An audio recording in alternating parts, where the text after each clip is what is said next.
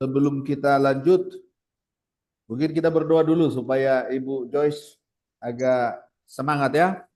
Siap. Baik, mari kita berdoa. Bapa di surga, terima kasih ya Tuhan, Engkau memimpin memberkati kami dalam pertemuan ini, khususnya hamba-Mu, untuk boleh mengikuti ujian ini dengan anugerah Tuhan. Terima kasih Bapak. Dalam nama Yesus kami berdoa, berkati hamba-Mu Ibu Joyce, dan juga Pak Rio dan hamba-Mu sendiri. Dan kami semua yang hadir di ruangan ini. Dalam Yesus kami berdoa, amin. Amin. Bu Joyce bisa mempresentasikan rasionalnya sekitar 10-15 menit ya. Nanti setelah itu kami akan bergantian dengan Pak Rio untuk bertanya sesuai dengan aspek-aspek tadi yang sudah kami sampaikan di depan. Mari Bu Joyce. Siap. Baik, terima kasih untuk kesempatan pada sore hari ini. Saya diberikan kesempatan oleh Bapak Penguji, yang terhormat Bapak Dr. Paden Simarmata MTH, dan yang terhormat Bapak Dr. Yonta Sembiring MPDK, untuk mengikuti ujian judul dan rasionalitas penelitian program studi Magister Teologi pada Sekolah Tinggi Teologi Magelang. Mohon izin Bapak, saya share screen.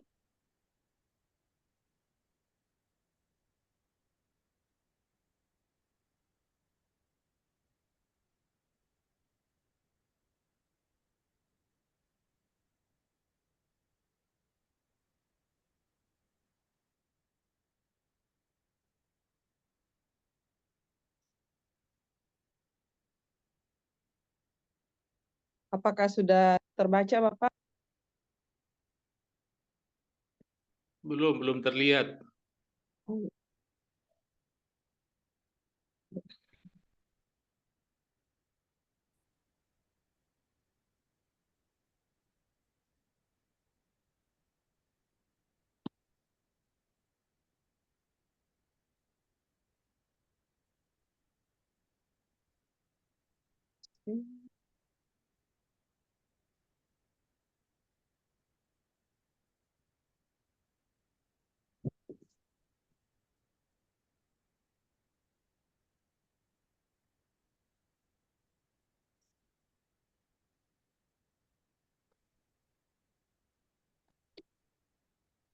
Ya. Apakah sudah terlihat Bapak? Belum muncul, belum. Di tempat saya sudah. Hah? Santai sekali.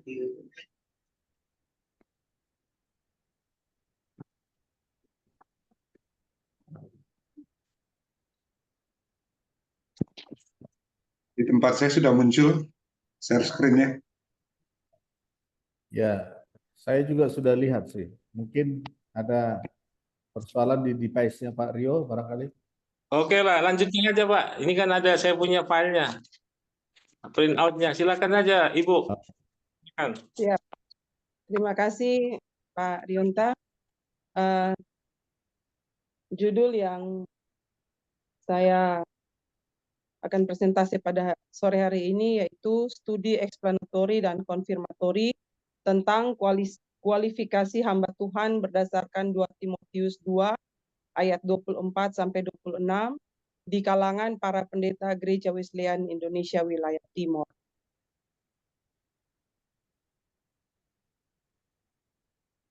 Yang menjadi latar belakang dari penulisan saya ini adalah pertumbuhan gereja yang pesat, baik secara jumlah jemaat atau kuantitas maupun kedewasaan iman atau kualitas, mencerminkan dinamika pelayanan yang produktif. Tetapi dalam perjalanan ini seringkali mengalami tantangan. Tantangannya itu yang pertama masalah kepemimpinan. Kemudian beberapa pemimpin gereja kurang memenuhi kualifikasi Alkitabiah seperti kelemah lembutan, kesabaran, dan kemampuan mengajar yang dapat menghambat pertumbuhan spiritual jemaat. Yang kedua, kemerosotan moral, sikap moral dan perilaku yang tidak sesuai dengan ajaran Alkitab di kalangan di kalangan pemimpin gereja yang dapat merusak kepercayaan jemaat. Yang ketiga, pengajaran yang menyimpang, fokus pada hal-hal material atau ajaran yang tidak sesuai dengan prinsip Alkitab dapat menggeser tujuan utama gereja dalam pembentukan karakter Kristiani. Dan yang keempat, tekanan sosial dan budaya.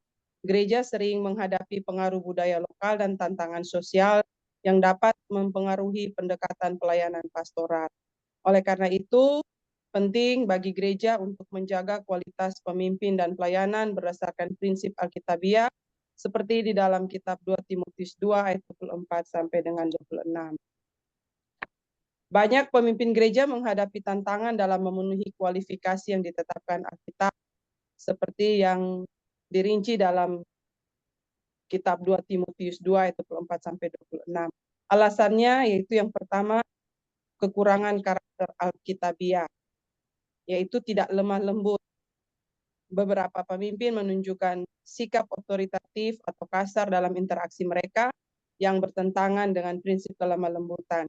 Yang kedua, kurang sabar. Mereka mungkin bereaksi emosional terhadap konflik atau tantangan, menghambat hubungan harmonis dengan jemaat dan rekan pelayanan. Yang kedua, keterbatasan dalam pengajaran.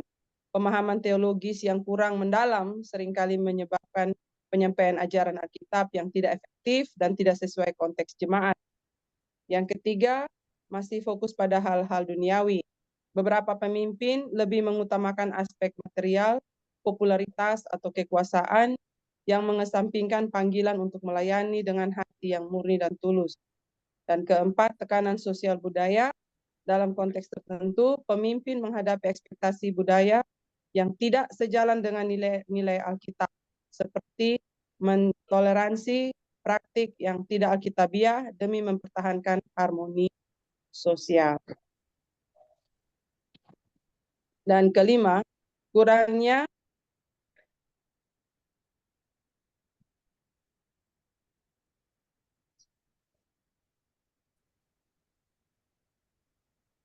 pembinaan dan akuntabilitas. Minimnya pelatihan teologis dan program pembinaan bagi pemimpin gereja sering menyebabkan rendahnya pemahaman dan penerapan standar Alkitabiah dalam pelayanan. Konsekuensi dari kondisi ini termasuk lemahnya hubungan antara pemimpin dan jemaat, berkurangnya kepercayaan jemaat, dan potensi konflik dalam gereja. Upaya pembinaan dan penguatan karakter pemimpin sangat diperlukan untuk mengatasi tantangan ini.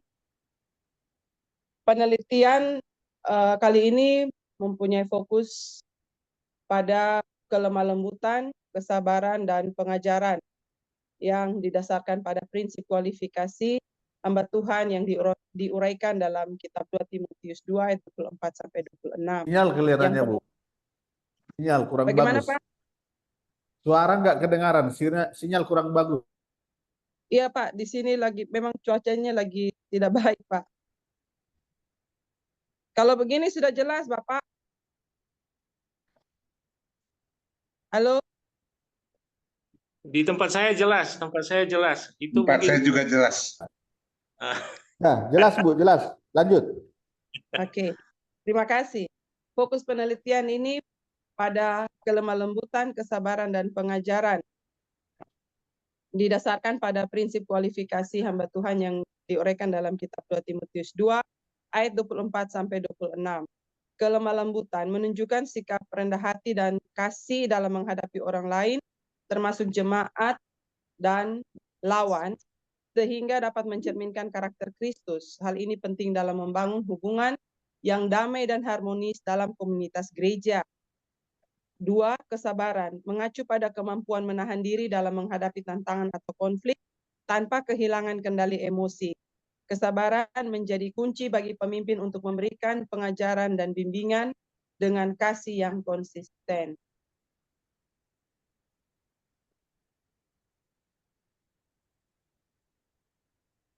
Yang ketiga, pengajaran menekankan pentingnya pemahaman dan penyampaian ajaran Alkitab secara benar dan relevan.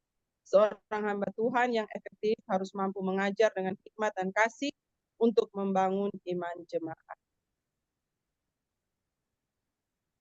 Dari latar belakang di atas ada beberapa masalah yang saya identifikasi. Yang pertama itu orang menyebut dirinya sebagai hamba Tuhan. Maka orang tersebut harus memiliki kualifikasi yang terdapat di dalam 2 Timotius 2 ayat 24-26. Namun, hal ini mengindikasi bahwa belum semua pendeta di wilayah Timor memahami secara mendalam makna dan implikasi dari kualifikasi hamba Tuhan yang dijabarkan dalam 2 Timotius 2 ayat 24-26. 2 Timotius 2 ayat 24-26 menjelaskan bahwa seorang hamba Tuhan ia harus memiliki sikap atau karakter yang lemah lembut.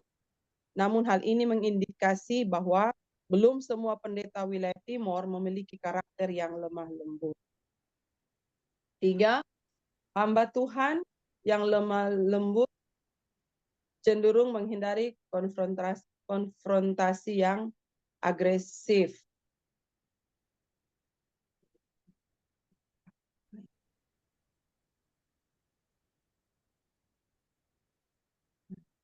Namun hal ini mengindikasi bahwa belum semua pendeta di wilayah Timor memiliki kesabaran. 4, hamba Tuhan harus mementingkan pengajaran, yakni yang cakap mengajar orang lain. Gembala harus menanamkan ke dalam jemaatnya semangat dan penglihatan pemberitaan Injil.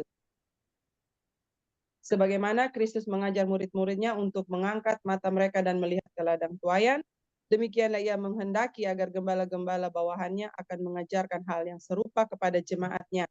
Namun hal ini mengindikasi bahwa belum semua pendeta di wilayah Timor memiliki pengajaran yang sesuai dengan 2 Timotius 2 ayat 24-26. Yang kelima, seorang hamba Tuhan harus tidak suka bertengkar, tetapi ramah kepada semua orang, sabar dalam mengajar, dan mampu membimbing orang dengan lemah lembut menuju pertobatan. Namun hal ini mengindikasi bahwa belum semua pendeta di wilayah Timor mampu menuntun jemaatnya untuk hidup dalam kebenaran. Dari identifikasi masalah itu, yang menjadi batasan masalahnya dalam penelitian ini adalah yang pertama, kitab 2 Timotius 2 ayat 24-26 menjelaskan bahwa seorang hamba Tuhan ia harus memiliki sikap atau karakter yang lemah lembut. Namun hal ini mengindikasi bahwa belum semua pendeta di wilayah Timor memiliki karakter yang lemah lembut. Kedua, hamba Tuhan yang lemah lembut cenderung menghindari konfrontasi yang agresif. Mereka mampu mengatasi perbedaan dengan pendekatan yang tenang dan penuh pengertian. Namun hal ini mengindikasi bahwa belum semua pendeta di wilayah Timor memiliki kesabaran. Dari batasan masalah itu, yang menjadi rumusan masalah dalam penelitian ini, yang pertama itu, berapa besar konfirmasi kualifikasi hamba Tuhan di kalangan pendeta Gereja Wesleyan Indonesia wilayah Timor berdasarkan 2 Timotius 2 ayat 24-26. Kedua, dimensi variabel yang paling dominan konfirmasi kualifikasi hamba Tuhan di kalangan pendeta Gereja Wesleyan Indonesia wilayah Timor berdasarkan 2 Timotius 2 ayat 24-26. Tujuan penelitian. Yang menjadi tujuan penelitian yaitu yang pertama untuk mengetahui seberapa besar konfirmasi kualifikasi hamba Tuhan di kalangan pendeta Gereja Wesleyan Indonesia wilayah Timor berdasarkan 2 Timotius 2 ayat 24-26. 2. Untuk mengetahui dimensi variabel yang paling dominan konfirmasi kualifikasi hamba Tuhan di kalangan pendeta Gereja Wesleyan Indonesia wilayah Timor berdasarkan 2 Timotius 2 ayat 24-26. Manfaat penelitian itu ada 4 poin, yaitu untuk STT Magelang bagi adik-adik tingkat di STT Magelang dalam menyusun karya ilmiah. Yang kedua, untuk hamba Tuhan wilayah Timor dijadikan sebagai motivasi untuk membina hamba Tuhan secara pribadi. Kemudian yang ketiga, bagi pembaca ini menjadi salah satu acuan bagi para pendeta Gereja Wesleyan Indonesia wilayah Timor untuk meningkatkan kualitas pelayanan berdasarkan kualifikasi dalam 2 2 Timotius 2 ayat 24-26, dan bagi peneliti itu supaya mendorong peneliti untuk lebih bersemangat dalam menyusun program pembinaan dan pengembangan bagi para pendeta Gereja Wesleyan Indonesia di wilayah Timur. Demikian pemaparan presentasi judul penelitian saya pada sore hari ini, Pak. Terima kasih. Mohon izin saya minta arahan sekalian bimbingan dari Bapak Paden dan Bapak Rionta. Waktu saya kembalikan. Terima kasih. Terima kasih Ibu Joyce yang sudah presentasi secara singkat rasional penelitiannya. Mari Bapak Rio, silakan untuk bertanya atau mempertajam, klarifikasi dan sebagainya. Bapak dulu Pak, Bapak penguji 1, saya nomor 2 aja. Ya. Saya 2 aja Pak. Baik, Ibu Joyce.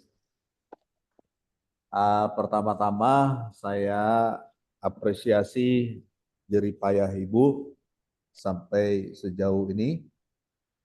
Kalau disuruh membuat, langsung semangat terus membuatnya. Terima kasih, Pak.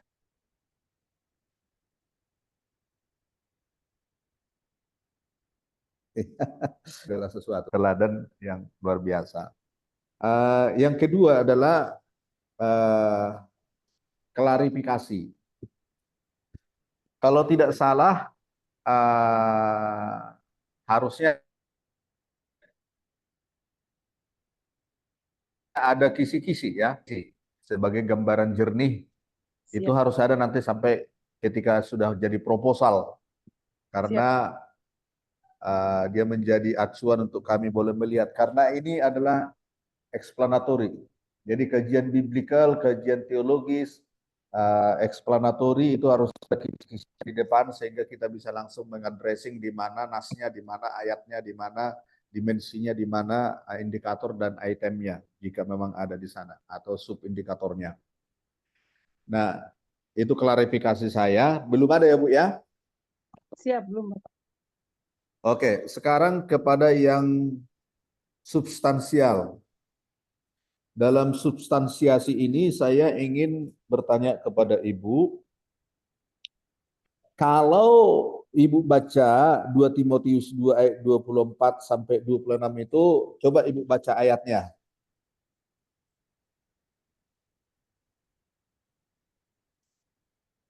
Dua Timotius 2 ayat 24 sampai 26. Ya. Sedangkan seorang hamba Tuhan tidak boleh bertengkar, tetapi harus ramah terhadap semua orang. Ia harus cakap mengajar, sabar, dan dengan lemah lembut dapat menuntun orang yang suka melawan. Sebab mungkin Tuhan memberikan kesempatan kepada mereka untuk bertobat dan memimpin mereka sehingga mereka mengenal kebenaran. Dan dengan demikian mereka menjadi sadar kembali karena terlepas dari jerat iblis yang telah mengikat mereka pada kehendaknya. Oke. Jadi setidaknya ada 4 dimensi di situ ya Bu ya. Yaitu tidak suka bertengkar, melainkan sabar ya, melainkan ramah ya. Ramah. Jadi bertengkar dinegasikan dengan ramah. Lalu kedua, dia harus sabar atau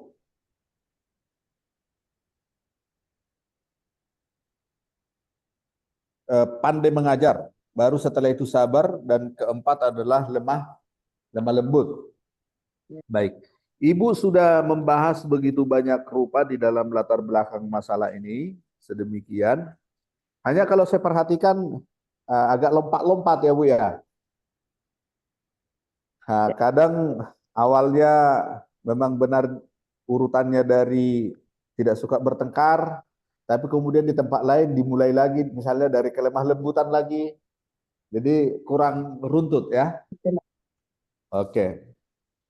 Lalu ketika Ibu menjelaskan 4 dimensi itu di awal, tidak langsung diiringi oleh masalahnya. Baru setelah Ibu bahas 4 dimensi itu, lalu kemudian nanti Ibu di belakang seperti membahas masalahnya, ya kan?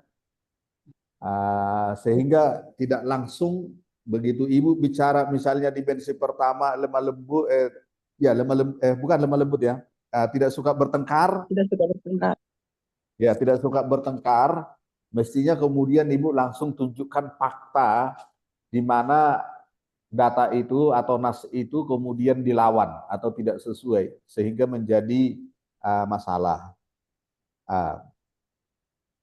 Masalah itu tidak hanya harus langsung di gereja wilayah timur, tetapi masalah itu bisa saja di mana-mana. Sebenarnya ada beberapa di depan itu yang bisa sebenarnya diorganisasikan datanya sedemikian rupa. Sehingga nanti benar-benar identifikasi masalah Ibu ini benar ada di bagian latar belakang masalah, secara formasinya pun begitu. Jadi positifnya hamba Tuhan berdasarkan ini begini, namun kenyataannya hamba Tuhan ada yang bertengkar. Buktikan di mana, lalu kemudian kalau ada di timur juga bisa berdasarkan wawancara ternyata juga ada di timur begitu. Jangan melulu di timur semua nih identifikasi masalahnya ini. Sudah kalau begitu sudah Ibu kesimpulan ini bahwa di timur memang begini nih masalahnya. Ya. Tapi persoalannya Ibu hanya mendasarkan kepada wawancara kepada satu orang. Sehingga kalau bisa di dalam identifikasi masalah ini memang misalnya nomor 1 itu ada secara formasi atau misalnya ada secara terkonfigurasi di dalam latar belakang masalah. Persis sama. Hanya menambahkan saja di dalam identifikasi masalah membuat begini. Diidentifikasi bahwa orang yang menyebut dirinya sebagai hamba Tuhan, maka orang tersebut harus memiliki kualifikasi sebagaimana bla bla bla. Namun belum semua hamba Tuhan masa kini memilikinya. Lalu di mana faktanya? Siapa yang mengatakannya? Bisa saja 2-3 fakta itu. Begitu juga dengan 2 Timotius 2:24-26 menjelaskan bahwa seorang hamba Tuhan harus memiliki sikap atau karakter lemah lembut. 2 Timotius 2 ayat 24 mungkin ya. 26,26 di sini. Itu di ayat 25 itu kelihatannya ya. Oke.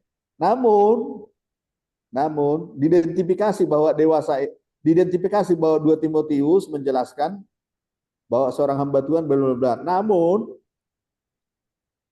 dewasa ini ditemukan ada pendeta yang belum memiliki karakter lemah lembut tersebut. Terbukti bagaimana? Bagaimana dia mempromosikan karakter yang tidak lemah lembut itu. Nah, itu harus ada semua terkonfigurasi sedemikian rupa di dalam latar belakang masalah. Ini tinggal mengorganisasikan datanya, lalu kemudian menambahkan data-data yang melawan nats Alkitab tadi itu, Bu, ya. Jadi identifikasi masalah itu dengan latar belakang masalah itu kurang match. Harusnya setiap bangunan yang ada di identifikasi masalah itu ada terlihat di identifikasi masalah secara langsung, tidak terpisah. Seperti yang Ibu buat. Nah, lalu yang kedua, batasan masalah. Kalau tidak salah batasan masalah Ibu 2 ya? Ya. Yaitu lemah lembut dan kesabaran, ya kan? Boleh Ya. saya tahu kenapa hanya lemah lembut dan kesabaran, padahal di identifikasi masalah bahkan Ibu sudah mengatakan hamba Tuhan di timur itu tidak sabar, tidak lemah lembut, tidak memiliki pengajaran. Semua dimensi tadi tercover, tetapi ketika kebatasan masalah meninggalkan 2 dimensi. Kenapa?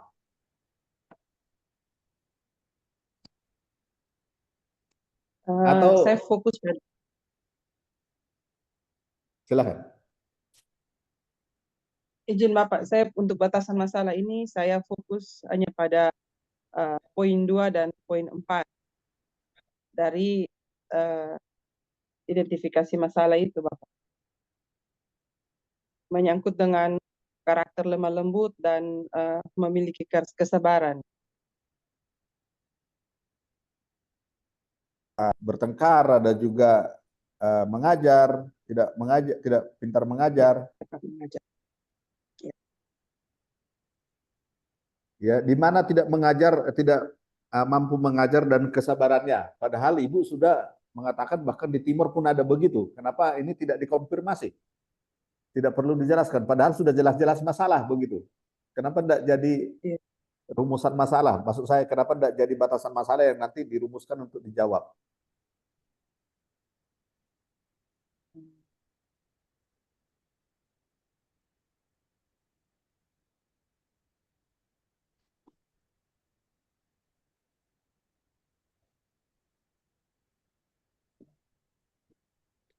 Oke, usul saya adalah keempat dimensinya tetap dimasukkan ya Bu ya. Usul. Nah, membuat batasan masalah itu tinggal menghilangkan kata diidentifikasi saja. Menggantinya dengan masalah. Masalah bahwa 2 Timotius 2 ayat 24 sampai 26 menjelaskan bahwa seorang hamba Tuhan harus memiliki sikap dan karakter yang lemah lembut. Namun, begitu. Masalah bahwa begitu di batasan masalah. Lalu ke rumusan masalah. Rumusan masalah sudah lumayan, tetapi mungkin formulasinya yang harus itu ya Bu ya. Berapa besar kualifikasi hamba Tuhan berdasarkan 2 Timotius 2 ayat 24 sampai 26 terkonfirmasi. Oke, gitu ya. Bangunannya begitu. Lalu dimensi variabel yang paling dominan di kualifikasi hamba Tuhan di kalangan berdasarkan dominan terkonfirmasi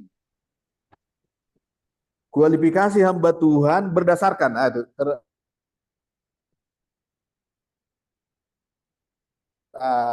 lokusnya itu tetap harus di belakang ya Bu ya, bukan nasnya yang di belakang. Jadi lokusnya yang di belakang. Karena dia yang menjadi endogonusnya. Sampai kepada lokusnya itu dia sudah endogonus namanya. Sudah keseluruhan. Sudah Y. Nah lalu kemudian begini. Saya mau tanya Ibu nih. Kira-kira berpengaruh enggak umurnya seseorang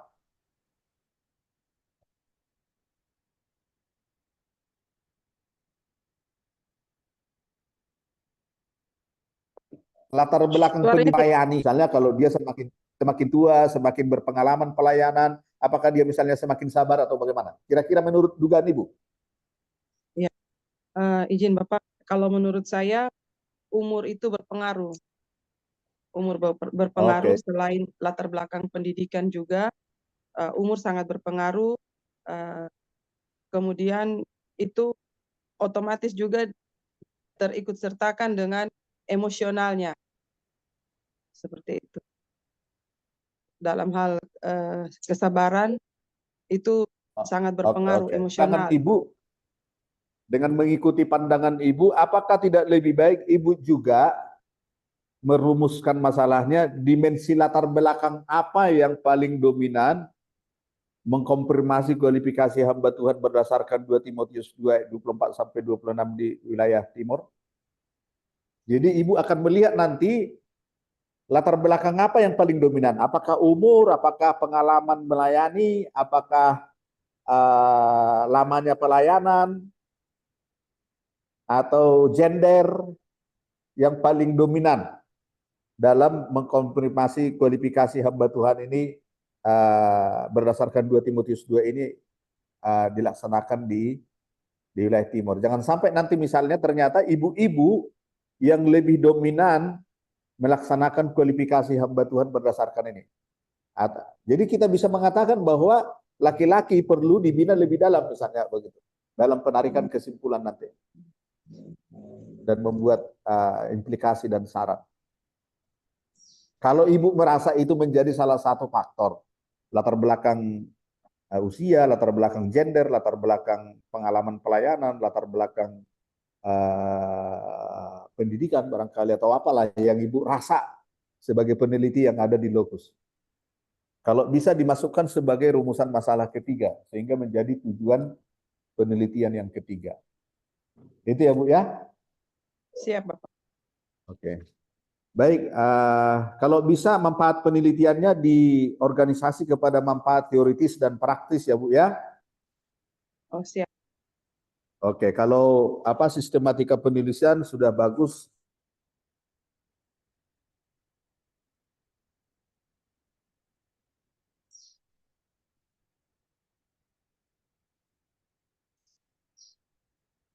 Menurut saya sangat kerangka berpikir atau kerangka berpikir berarti kerangka konseptual. Oke, dari saya itu dulu Pak Rio. Terima kasih Bu Joy. Saya serahkan kepada Pak Rio untuk melanjutkan. Terima kasih, Bapak. Makasih Pak Paden. Salam Ibu Violin Heo. Betul Bu ya? Siap. Oh. Ibu kepala sekolah ya? Siap, Bapak. Oh. Ibu baca judulnya Ibu. Baca Bu. Ya, studi eksplanatori dan konfirmatori tentang kualifikasi hamba Tuhan berdasarkan 2 Timotius 2 ayat 24 sampai 26 di kalangan para pendeta Gereja Wesleyan Indonesia wilayah Timur. Baik, Ibu. Ini kan ujian judul. Saya tanya dulu Ibu, apakah 2 Timotius 2 ayat 24 sampai 26 itu bicara kualifikasi hamba Tuhan? Iya, Bapak. Judul perikopnya apa? Judul perikopnya studi eksplanatori dan konfirmatori tentang kualifikasi hamba Tuhan. Ibu sudah ikut mata kuliah hermeneutik kan? Sudah ya? Iya. Pak, saya lihat di sini Pak Yosua juga ikut di dalam ya? Itu Ya. judul perikop 2 Timotius 2, apa itu judulnya? Baca Bu Alkitabnya. Judulnya apa? Nasihat dalam menghadapi pengajar yang sesat. Itu perikopnya. Ya, apakah ini bicara kualifikasi? Atau mana yang lebih cocok? 1 Timotius 3 ayat 1 sampai 7. Coba buka 1 Timotius 3 ayat 1 sampai 7.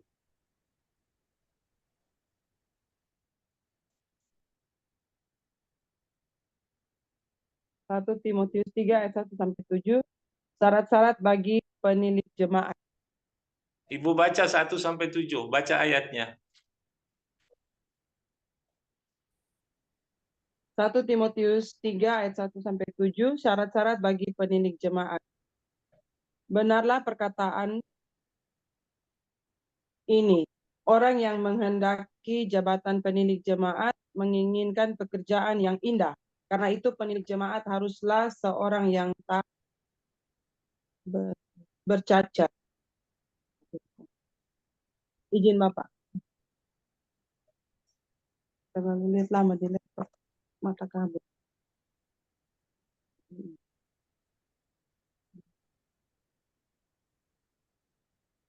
Terus? Saya ulangi ya Bapak ya. Ya. Benarlah perkataan ini, orang yang menghendaki jabatan penilik jemaat menginginkan pekerjaan yang indah. Karena itu penilik jemaat haruslah seorang yang tak bercacat, suami dari satu istri, dapat menahan diri, bijaksana, sopan, suka memberi tumpangan, cakap mengajar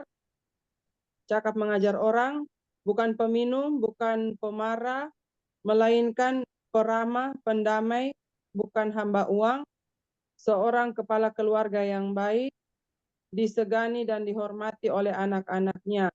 Jikalau seorang tidak tahu mengepalai keluarganya sendiri, bagaimanakah ia dapat mengurus jemaat Allah? Janganlah ia seorang yang baru bertobat, agar jangan ia menjadi sombong dan kena hukuman iblis. Hendaklah ia juga mempunyai nama baik di luar jemaat, agar jangan ia gugat orang dan jatuh ke dalam jerat iblis. Ibu kan bicara tentang kualifikasi ya. Kualifikasi itu kan syarat betul? Syarat kan? Syarat Nah, yang harus dimiliki. oke, menurut Ibu, ini nanti bisa pendapat dari Pak Paden. Menurut Ibu, yang lebih cocok 1 Timotius 3 ini atau Ibu tetap kekeh di 2 Timotius 2 ayat 24 sampai 26?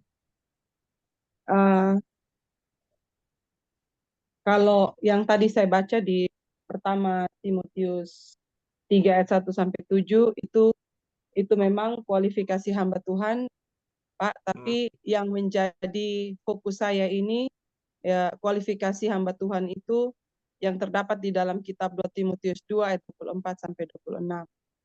Ya, kalau saya tidak salah tangkap, Ibu kan tadi ada 4 dimensi ya, kalau saya tidak salah. Yang pertama tidak bertengkar, betul ya? Kedua, betul. 3 sabar. Keempat, apa ini? Pengajar. Kalau Ibu baca, dimensi moral itu ada. Di sini dimensi sosial ada, kecakapan ada, keluarga ada. Kalau Ibu baca di situ, masalah kesabaran ada. Bukan pemarah, bukan peramah. Ya, seperti itu. Apalagi cakap mengajar ada itu, Bu. Ada juga cakap mengajar. Di ayat keberapa itu? Tadi mana di situ? Tadi saya ayat 2 ada cakap mengajar toh. Kesabaran ada. Ayat 3. Ya, apalagi? Ibu bilang tadi apa? Lemah lembut ada. Ya, saya hanya ingin konfirmasi saja dari Ibu. Ibu tetap bertahan di 2 Timotius itu karena kalau menurut saya itu judul perikop kan bicara menghadapi ajaran sesat, pengajar sesat. Kalau ini dia bicara kualifikasi. Silakan Ibu. Dimensi yang Ibu teliti sebenarnya juga ada di sini. Begitu ya, Bu? Nah, kemudian Ibu, saya tanya Ibu lagi. Apakah Ibu sudah dapat izin dari pengurus wilayah? Halo? Maksud Bapak? Ibu kan tulis ini toh, tulis tentang kualifikasi hamba Tuhan di kalangan para pendeta Gereja Wesleyan Indonesia wilayah Timor. Artinya kan Ibu meneliti para pendeta di wilayah Timor, betul? Apakah Ibu sudah mendapat izin dari pengurus wilayah Timor? Baik, terima kasih Bapak, saya izin menjawab. Ini baru pengajuan judul Bapak, jadi saya belum konfirmasi ke pengurus wilayah Timur dalam hari ini Ibu Ketua Wilayah. Jika judul saya ini disetujui dalam ujian ini, saya akan konfirmasi ke wilayah Timur. Dalam hal ini Ibu Ketua, sekaligus saya juga adalah sekretaris di wilayah Timur Bapak. Jadi saya nanti akan komunikasikan. Ya, begini Bu, ini sudut pandang saya. Ini kan masalah sensitif ya Bu ya. Iya. Sensitif, karena ini ini mengorek kepribadian. Ya, nah, ini sensitif. Jujur waktu di S1 ada mahasiswa yang mencoba meneliti tentang, maaf ya, tentang sesuatu hal yang tidak baik. Saya tidak setuju. Karena ini sensitif. Ibu di sini dalam tanda kutip mau bertindak sebagai hakim. Ya, jadi mau melihat kelemahan. Ya, kalau memang ini ditulis secara objektivitas, secara profesional, dan menurut kaidah-kaidah sih tidak apa-apa. menurut Ibu, apakah nanti Ibu perlu wawancara atau tidak dengan para pendeta? Untuk wawancara itu ada Bapak, selain Ya, kuesioner, wawancara itu ada. ya karena saya minta pandangan Ibu. Karena Ibu bicara ini kan pasti Ibu akan tanya tentang kelemah lembutan, sabar, kecakapan. Lalu kalau Ibu bertanya kepada Pak Pendeta, Ibu Pendeta, Ibu tanya apa?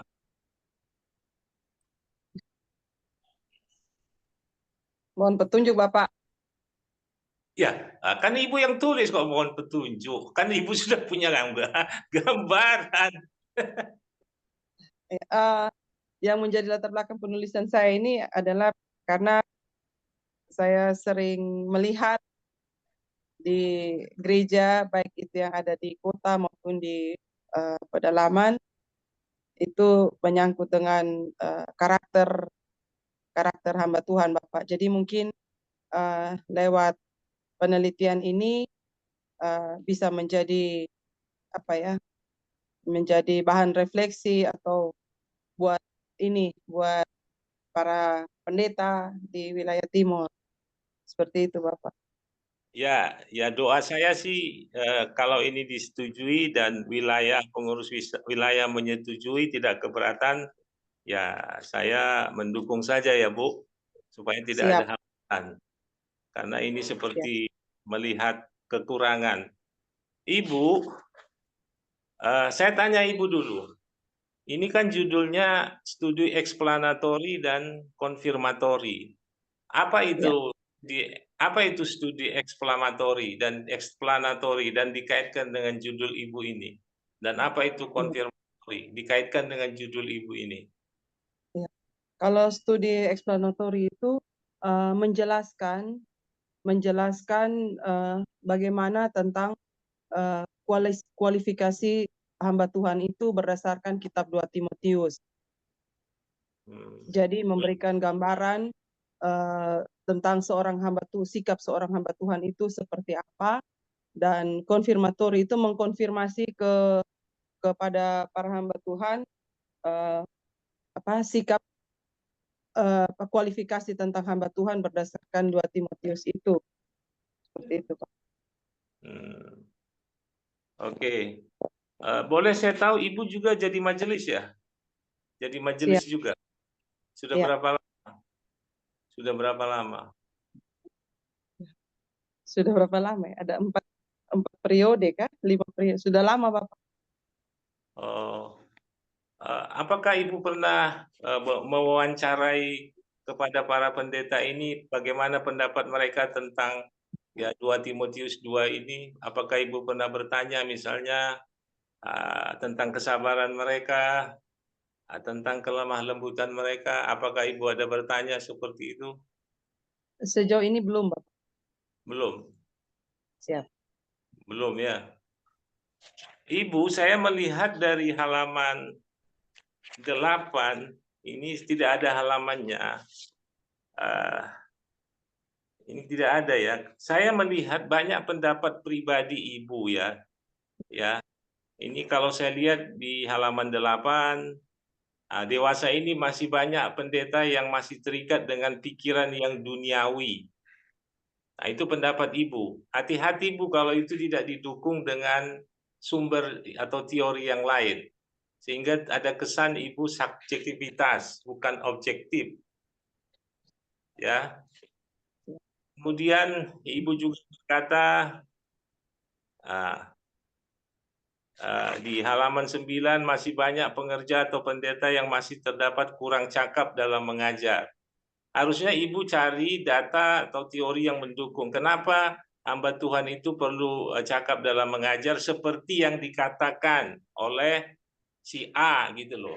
Sehingga tidak kesan itu pendapat pribadi Ibu. Jadi kurang objektif, Bu. Kemudian di situ Ibu bilang, dewasa ini masih banyak pengerja hamba Tuhan yang tidak sabar menurut pengamatan peneliti. Pengamatan peneliti belum tentu benar tanpa ada dukungan dari data. Ya. Berdasarkan pengamatan di atas, Nah, ini Ibu menyimpulkan bahwa ketidaksabaran di kalangan hamba Tuhan adalah masalah yang kompleks. Nah, ya itu mungkin hal yang Ibu temui, tapi perlu juga sumber-sumber yang mendukung pendapat dari Ibu. Kemudian halaman 11. Nah, berdasarkan pendapat di atas, peneliti menyimpulkan kesabaran merupakan salah satu karakter yang penting. Kemudian di bawahnya, menurut pengamatan peneliti, dengan beberapa hamba Tuhan, contoh sifat yang tidak merujuk pada individu yang pertama, pimpinan gereja yang keras. Nah ini, guru sekolah minggu yang tersinggung. Wah ini nggak sensitif, Bu. Pemuji diri yang tidak terbuka, penafsir Alkitab yang sering terpancing emosi, yang tidak mampu mengelola pandang perbedaan dengan cara, wah ini agak sensitif, Bu. Ini pendapat Ibu. Siap. Makanya saya bilang ini sensitif dan apakah nanti pengurus wilayah begitu, ya. Jadi Siap, Bapak. kalaupun Ibu merasa bahwa itu masalah yang ditemukan di lapangan, supaya ini dianggap sebuah karya ilmiah, bukan sekedar tuduhan, maka Ibu harus mencari fakta dukungan dari sumber atau buku. Ya, hati-hati Bu, karena ini bicara psikologi kepribadian. Tujuan Ibu baik, tapi belum tentu orang bisa menerima. Ya, nah, Siap. jadi seperti itu Bu. Saya masih konfirmasi lagi nanti apakah Ibu tetap bertahan di 2 Timotius 2 atau 1 Timotius 3. Karena menurut saya di 1 Timotius itu apa yang ada dalam dimensi moral, sosial, kecakapan keluarga itu sebenarnya lebih lengkap. Karena itu bicara kualifikasi. Kalau 2 Timotius, saya bisa salah ya. Saya bisa salah, itu bicara masalah pengajar sesat. Kalaupun Ibu paksa itu bicara kualifikasi, itu hanya lepas dari judulnya. Saya kira itu dulu Pak Den, terima kasih. Terima Baik, kasih, terima Pak Rio. kasih. Terima kasih Bapak Rio. Jadi kalau masalah nasnya tolong Ibu pikirkan baik-baik. Nasihat beliau bagus, walaupun memang judul itu sudah banyak yang menelitinya. Nah, kalau kita kanalisasi hanya kepada kriteria-kriteria itu tidak masalah juga. Jadi secara biblikal tidak masalah. Lalu kemudian Ibu, saya setuju bahwa memang gap penelitian yang Ibu buat itu harus disertai data-data. Jadi sumbernya yang akurat dan tidak hanya melulu di timur saja, nah, ya. Jadi tolong nanti organisasikan datanya dengan baik ya. Oke.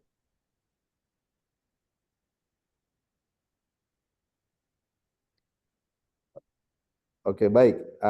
Jadi Bapak Rio, Ya Pak. untuk dari saya rasional penelitian diterima dengan perbaikan, lalu kemudian hal-hal yang harus direvisi dalam rasional penelitian adalah latar belakang masalah, identifikasi masalah, batasan masalah, rumusan masalah, tujuan penelitian, organisasi data dengan baik, dan gap penelitian harus disertai data-data atau sumber yang akurat. Ya, Kalau Pak. ada mau ditambahkan Pak Rio? Sudah Pak, sudah. Baik, kalau sudah Pak Rio, nanti mungkin besok Pak Rio mengasih nilainya di sini ya, karena di sini kertasnya. Atau Pak Rio ada bawa? Oke. Tadi saya bawa. Baik, baik. Jadi Ibu Joyce, berdasarkan hasil ujian ini, maka dosen penguji mengatakan Ibu rasionalitas penelitian Ibu diterima dengan beberapa catatan itu tadi ya. Siap. Tetapi nasihat tadi Pak Rio silakan dipertimbangkan. Kalau mau ganti nasnya tidak apa-apa. Supaya lebih lengkap, kualifikasi moralnya ada, rohaninya ada. Kalau ini tadi kan kualifikasi sosial dan kualifikasi kecakapan mengajar saja, kualifikasi ke kompetensi. Ya. Baik. Saya kira begitu, Bu. Terima kasih. Maju terus, Tuhan memberkati. Shalom. Ya. Amin. Shalom. Salam. Makasih. Terima kasih banyak Bapak Baik. Paden, Bapak Rionta. Semangat, Salam. semangat. Baik, baik. Ya. Terima kasih.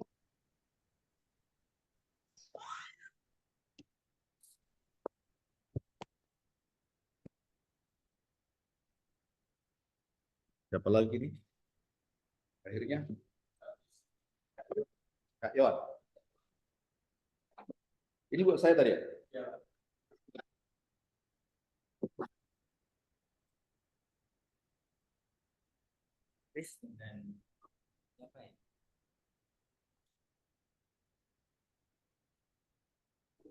Semangat, Kak.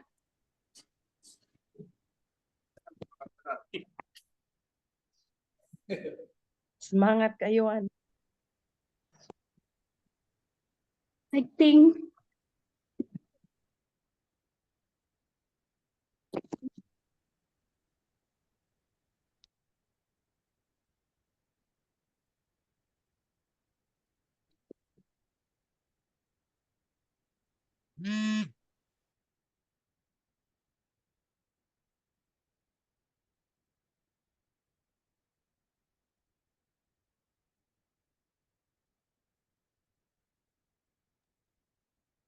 Ada yang sudah terlepas bebannya.